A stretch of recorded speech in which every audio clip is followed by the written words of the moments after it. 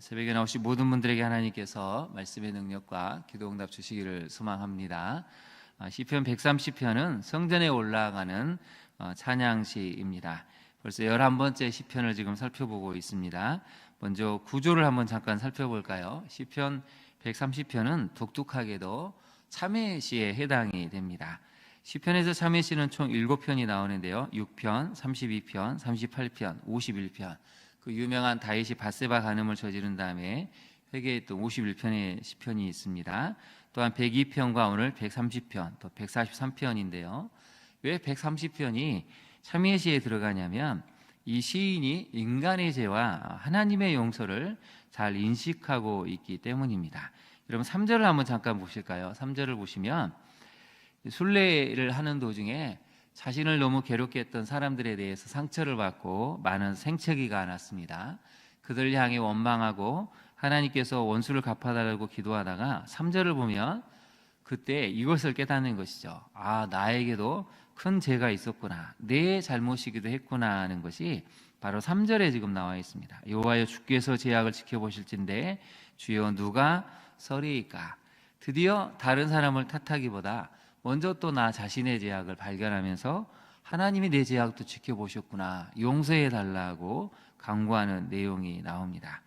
그래서 자신의 죄를 보고 하나님의 용서에 대한 것을 잘 인식하고 있기 때문에 시편 130편은 또한 참회시라고 할 수가 있겠습니다.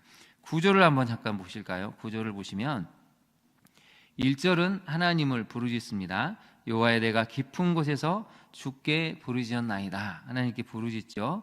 2절에서 4절은 이제 간구하는 내용이 나옵니다. 5절에서 6절은 신뢰를 고백하면서 7절에서 8절은 7절 한번 보실까요? 이스라엘아 하고 부르죠. 나에서 시작했다가 이스라엘을 부르면서 권면하는 내용으로 이 시편이 전개가 되고 있습니다. 이제 하나하나 먼저 살펴볼까요? 1절을 먼저 보시면 여호와여, 내가 깊은 곳에서 부르짖었습니다 라고 나오죠. 깊은 곳에 한번 밑줄을 그어보실까요? 이 깊은 곳은 죽음, 암흑, 수월, 죽으면 영원히 잠들 것 같은, 영원히 형벌을 받을 것 같은 수월도 얘기하지만 여기서 깊은 곳은 자신의 죄를 이야기합니다. 자신의 가장 깊은 곳에 있는 나의 죄악을 지금 바라보면서 하나님께 부르짖었다고 나오죠. 그래서 시편은 오늘 보면 여러 가지 단어들이 반복이 됩니다. 1절과 2절에는 부르짖다라는 단어가 반복이 됩니다. 또 하나님께서 나에게 내 귀를 기울여 달라는 이야기가 나오죠. 그래서 오늘 단어 중에 가장 중요한 단어 중에 하나는 여러분 7절과 8절을 보시면 속량이라는 단어가 나옵니다. 거기다 한번 네모를 쳐보실까요? 이 속량이라는 단어가 굉장히 중요하고 또한 4절이 굉장히 중요합니다. 그러나 사유하심이 주께 있으면 주를 경외하게 하심이니이다. 이게 이제 굉장히 중요한 구절이죠. 5절과 6절도 보면 기다리다 하는 단어가 나옵니다. 기다리며, 6절을 보시면 기다림보다 기다리나니 기다림보다 하면서 하나님의 은혜를 간절히 기다리는 모습이 반복적으로 나오고 있습니다. 먼저 첫 번째 메시지를 한번 살펴볼까요? 하나님께서 자신의 죄를 지켜보심을 인지할 때 통렬한 회개와 부르짖음의 자리에 나가게 된다는 것이죠. 여러분 3절 한번 보실까요? 주께서 제 악을 지켜보실진데 주여 누가 서리이까. 우리는 하나님이 우리를 지켜보고 계신다는 것을 가끔 잊어버릴 때가 있습니다. 하나님 우리를 지켜보실 때는 주로 내가 고난을 당할 때, 환난을 당할 때, 애통함과 도저히 견딜 수 없는 죽음의 자리에 있을 때 왜 하나님 나를 지켜보시지 않습니까? 라고 하나님께 항의하고 항변합니다. 그러나 여러분 또 하나님이 다른 각도에서 우리를 지켜보신다고 생각하면 우리는 어쩌면 숨조차 쉴 수가 없죠. 하나님이 내가 죄악을 행할 때도 지켜보신다면 여러분 우리는 어떻게 하겠습니까? 그러면 우리가 말을 함부로 할 수도 없고 다른 사람을 함부로 무시할 수도 없고 다른 사람에게 악을 행할 수가 없습니다. 그래서 하나님의 은혜기도 하죠. 우리가 이것을 자주 잊어먹기 때문에 우리가 평안하게 살지, 만약에 CCTV처럼 하나님이 24시간 계속 우리를 쫓아다니면서 감시한다 생각하면 누가 여러분 숨 쉬면서 살 수가 있겠습니까? 그게 은혜긴 하지만 오늘 시편의 저자는 그걸 깨달았다는 것이죠. 내 고난을 왜 지켜보지 않느냐고 하나님께 원망을 했는데 가만히 묵상해 보니까 하나님이 내가 죄악을 행할 때도 사실은 지켜보고 계셨구나. 내가 이런 악한 생각을, 음란한 마음을, 폭력적인 행동을 사랑하는 사람들에게, 이웃들에게 행할 때 하나님은 사실은 지켜보고 계시는 하나님이셨구나. 그러면 그 앞에 누가 설 수 있을까?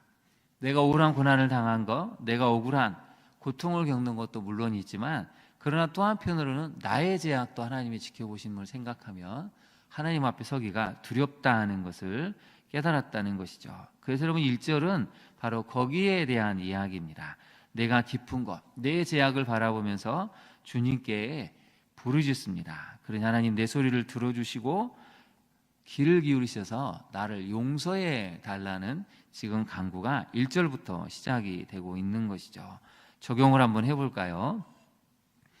여러분, 내 죄를 지켜보고 계시는 하나님을 알고 코람되어 이 하나님 앞에서 신앙으로 살아가고 있습니까?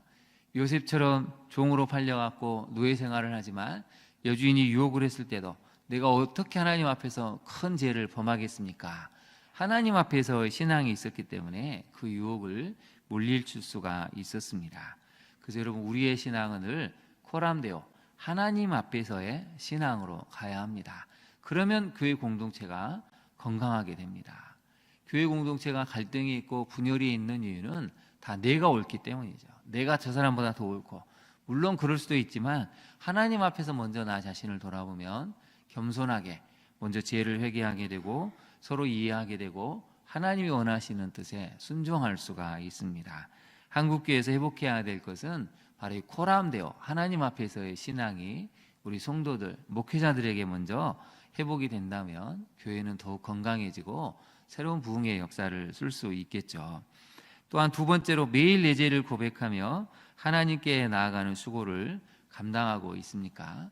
오늘 시편의 저자는 그 이야기를 하고 있는 것이죠. 내 죄를 늘 들여다보고 하나님 앞에 이제 회개하는 자리로 나아갔다는 것입니다. 그래서 우리가 평생 붙들어야 될 신앙의 자세 중에 하나는 회개입니다.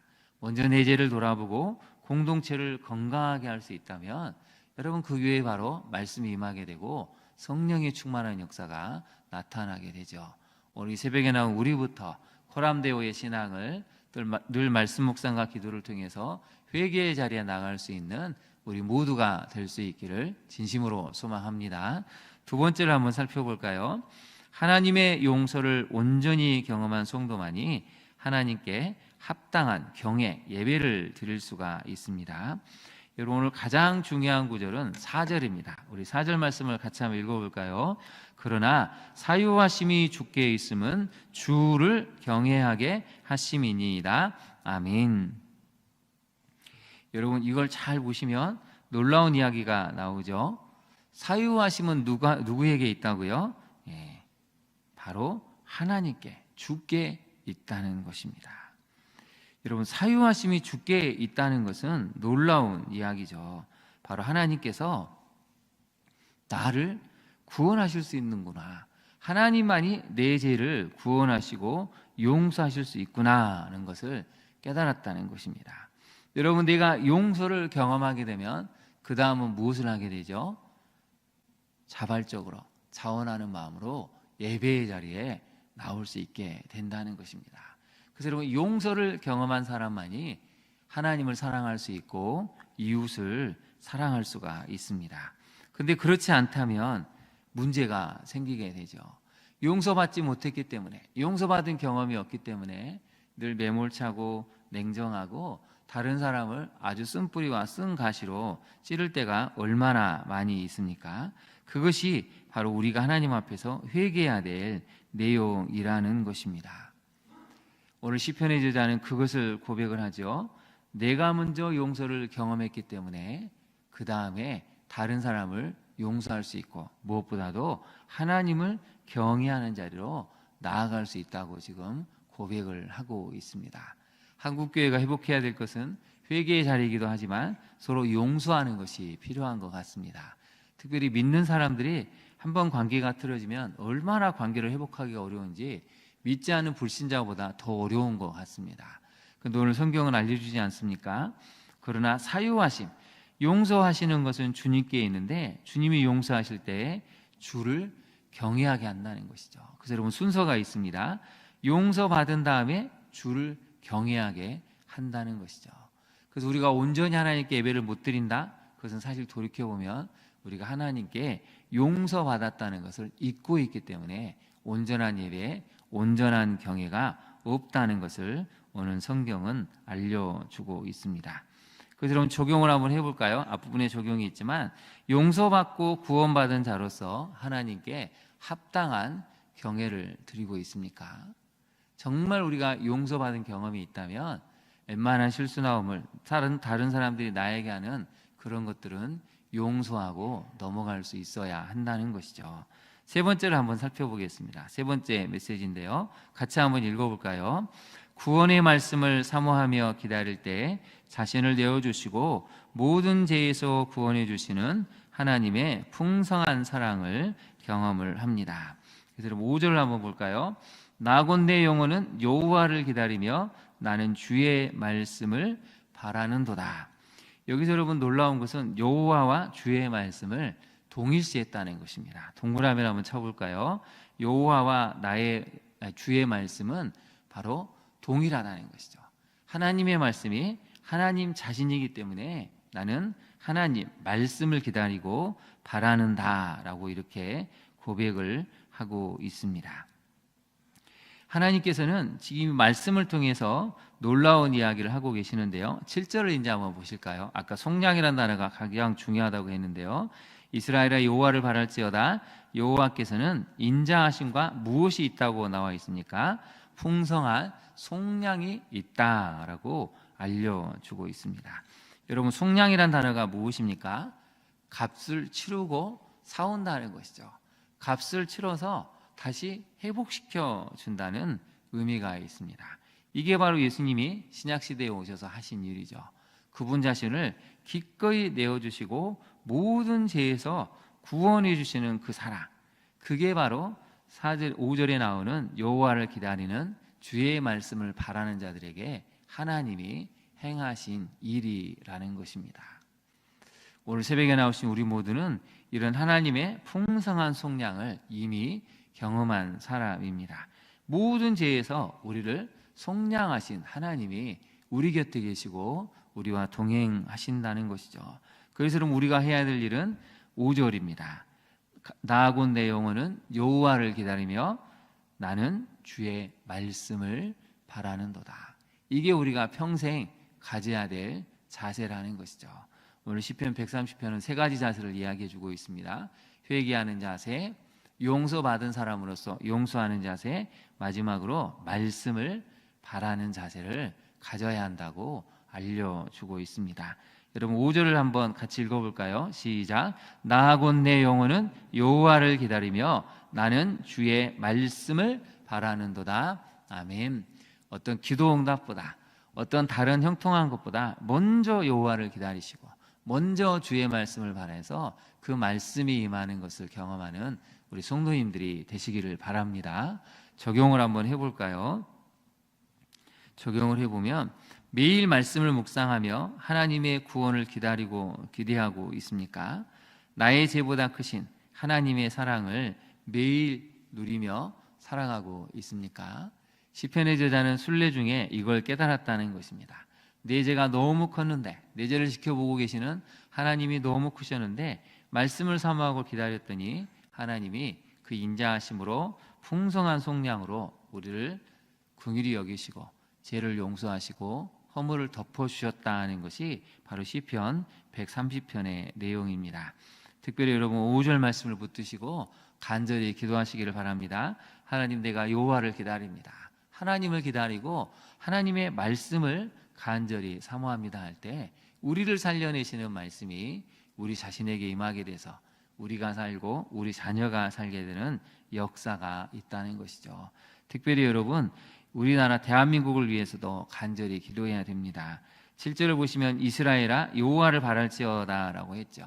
대한민국이 여호와를 지금 바라야 할 때입니다. 너무 나라가 무너져가고 있고 도처의 악인들이, 교만한 사람들이 얼마나 거짓과 교만한 얼굴로 죄도 인정하지 않고 뻔뻔하게 살아가는지 모릅니다.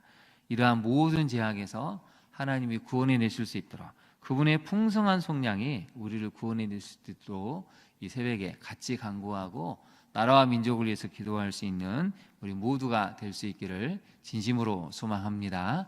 기도하겠습니다. 하나님, 오늘 시편의 저자를 살펴보면서 우리 자신의 모습을 돌아봅니다. 우리 안에 있는 죄악을 하나님께서 지켜보고 계신다는 것을 얼마나 자주 있는지요. 늘 고난의 때, 환난의 때 하나님이 우리를 지켜보시지 않는다고 원망하지만, 그러나 또 하나님은 사실 그 가운데 지켜보시고 우리의 은밀한 죄악과 마음에 숨은 악한 동기도 지켜보심을 깨닫습니다. 주님, 이 시간 주님 앞에 나아가오니 주님, 우리를 용서하여 주옵소서. 온전한 용서함을 경험할 때 우리가 하나님을 진정으로 예배하고 경외하는 자리에 설 수 있음을 깨닫습니다. 하나님이 나를 용서하셨듯이 우리도 이웃을 용서하게 하옵소서. 내가 용서받은 경험이 있기 때문에 나를 힘들게 한 이들도 기꺼이 용서해 줄 수 있는 풍성한 은혜를 소유한 자로 살아가게 하옵소서. 무엇보다도 하나님을 간절히, 그분의 말씀을 간절히 기다리며 소망하는 우리가 될 수 있기를 소망합니다. 이 때한 대한민국을 긍휼히 여겨 주옵소서.